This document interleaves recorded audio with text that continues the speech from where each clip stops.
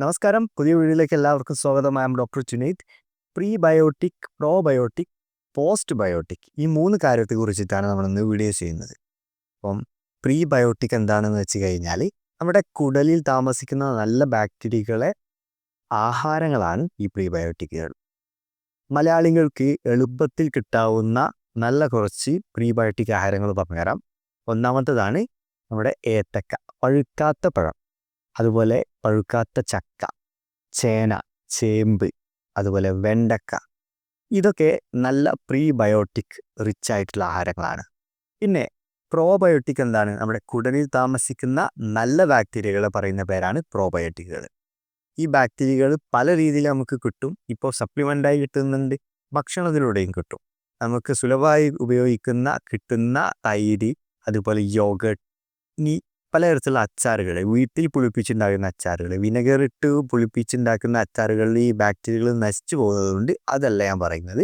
വീട്ടിൽ നമ്മുടെ ട്രഡീഷണലായിട്ട് നമ്മൾ ഉണ്ടാക്കുന്ന അച്ചാറുകൾ, അതിനും നല്ല ബാക്ടീരിയകൾ ഉണ്ടാവാറുണ്ട്. പ്രത്യേകിച്ച് ഈ പുറം രാജ്യങ്ങളിലൊക്കെ പോയി കഴിഞ്ഞാൽ അവർ പുളിപ്പിക്കുന്ന മെത്തേഡാണ് ഈ ക്യാബേജ് പുളിപ്പിക്കുക, ക്യാരറ്റ് പുളിപ്പിക്കുക, അതുപോലെ ഈ ബീട്രൂട്ട് പുളിപ്പിക്കുക അവരുടെ ശീലമാണ്. നമ്മൾ മലയാളികൾക്ക് ഇത് പലതരത്തിലുള്ള ഉപ്പിലിട്ട രീതിയിലായിട്ടും അച്ചാറുകളൊക്കെ ആയിട്ട് പുളിപ്പിച്ചെടുക്കുന്ന ഒരു മെത്തേഡാണ് നമുക്കുള്ളത്. ആ ആഹാരങ്ങളിലൊക്കെ നല്ല പ്രോബയോട്ടിക്കുകൾ കിട്ടും. പിന്നെ നമ്മൾ കേട്ടിരുന്ന ചില കാര്യങ്ങളായിരിക്കും ഈ ഇഡ്ഡലികളിലൊക്കെ പ്രോബയോട്ടിക് കിട്ടും എന്നുള്ളത്. പക്ഷേ ഇത് ഒരുപാട് ഹീറ്റ് ചെയ്ത് കുക്ക് ചെയ്യുന്നതുകൊണ്ട് പ്രോബയോട്ടിക്കിൻ്റെ അളവ് വളരെയധികം കുറവായിരിക്കും.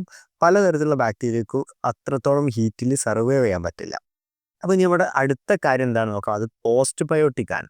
പോസ്റ്റ് ബയോട്ടിക് എന്താണെന്ന് വെച്ച് കഴിഞ്ഞാൽ ഈ കുടലിലെ നല്ല ഈ ബാക്ടീരിയകൾ പ്രവർത്തിക്കുന്ന സമയത്ത് അതിൻ്റെ ഭാഗമായി ഉൽപ്പാദിപ്പിക്കുന്ന പ്രൊഡക്റ്റുകളെ പറയുന്ന പേരാണ് ഈ പോസ്റ്റ് ബയോട്ടിക്കുകൾ. അപ്പോൾ ഈ പ്രൊഡക്റ്റുകൾ ചിലപ്പം പലതരത്തിലുള്ള എൻസൈമുകളായിരിക്കും, അല്ലെങ്കിൽ ഷോർട്ട് ചെയിൻ ഫാറ്റി ആസിഡുകൾ, അതായത് ഫാറ്റിൻ്റെ വളരെ ചെറിയ മോളിക്യൂളുകളായിരിക്കും, അല്ലെങ്കിൽ പലതരത്തിലുള്ള പ്രോട്ടീനിൻ്റെ ചെറിയ ചെറിയ ഘടകങ്ങളായിരിക്കാം, അല്ലെങ്കിൽ വൈറ്റമിൻസ് ആയിരിക്കും, പ്രത്യേകിച്ചും ബി വൈറ്റമിൻസുകളൊക്കെ ആയിരിക്കും ഉണ്ടാവുക.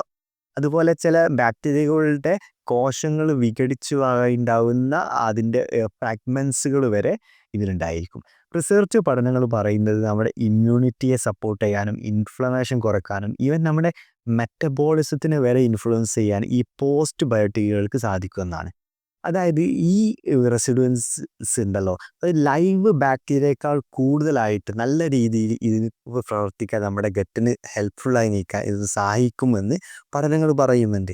ഇപ്പോൾ ഇത് നമുക്ക് പല സപ്ലിമെൻ്റ് ഫോമിലും കിട്ടുന്നുണ്ട്. ഇപ്പൊക്കെ നമ്മുടെ ആഹാരങ്ങളിൽ ഇതുണ്ട്. പ്രത്യേകിച്ചും തൈരിലും മോരിലും ഒക്കെ ഈ ബാക്ടീരിയകൾ പ്രവർത്തിക്കുന്ന സമയത്ത് അതിൽ പോസ്റ്റ് ബയോട്ടിക്കുകളുണ്ട്.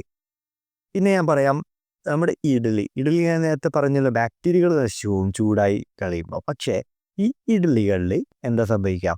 ഈ പോസ്റ്റ് ബയോട്ടിക്കുകൾ അതിൽ അതുപോലെ തന്നെ നിലനിൽക്കും. ചില പോസ്റ്റ് ബയോട്ടിക്കുകൾ നശിച്ചു പോയിരിക്കാം ഹീറ്റ് കാരണം, പക്ഷേ മോസ്റ്റ് ഓഫ് ദ പോസ്റ്റ് ബയോട്ടിക്കുകളും അതിൽ തന്നെ സർവൈവ് ചെയ്യും. അപ്പോൾ പോസ്റ്റ് ബയോട്ടിക്കുകൾ നന്നായി കിട്ടാൻ ഇഡ്ഡലി നല്ല ഒരു ആഹാരം തന്നെയാണ്. അതായത് നമ്മുടെ ഫെർമെൻറ്റഡ് ആയിട്ടുള്ള നമ്മുടെ ബ്രേക്ക്ഫാസ്റ്റ് രീതികൾ ആ രീതിയിൽ നമുക്ക് ഹെൽപ്ഫുൾ ആവുന്നതായിരിക്കും.